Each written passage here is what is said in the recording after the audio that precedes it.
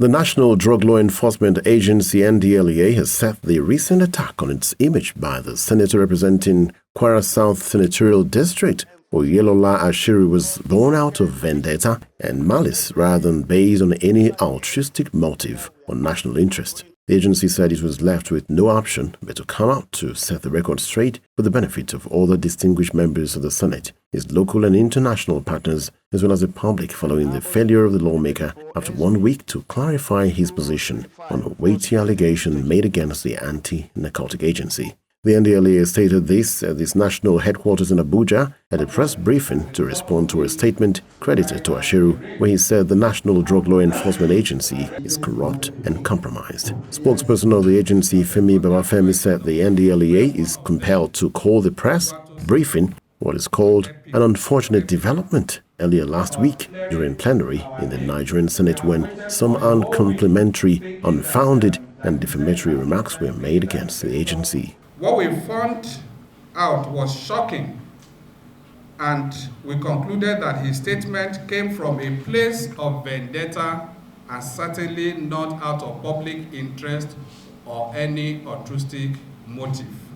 The personal house of Senator Ashiru in GRA Ilorin, the capital of Kwara State, had been raided in recent past by the agency, where drugs and illicit substances were recovered, while two of his aides, Ibrahim Mohammed and Mohammed Yahaya, were arrested.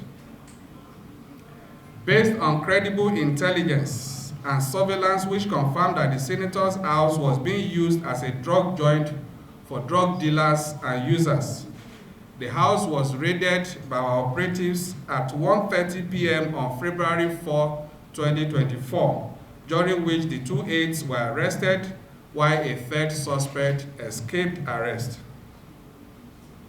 In another encounter with the senator, the agency also received intelligence that some of his boys, popularly known as Omo Senator, operating from his hometown, Ofa, were equally dealing in illicit drugs.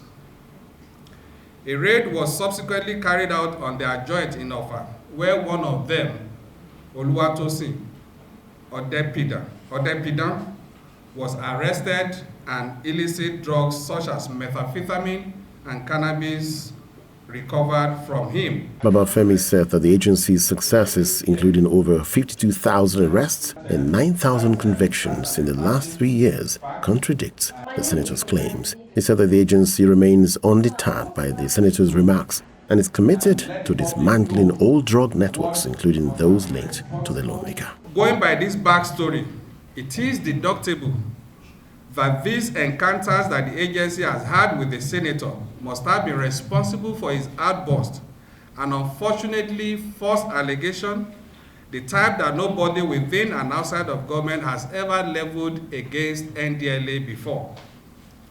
This same agency that he wrongfully got into the headline as the most corrupt government agency in Nigeria is the same agency that has been receiving accolades from local and international bodies.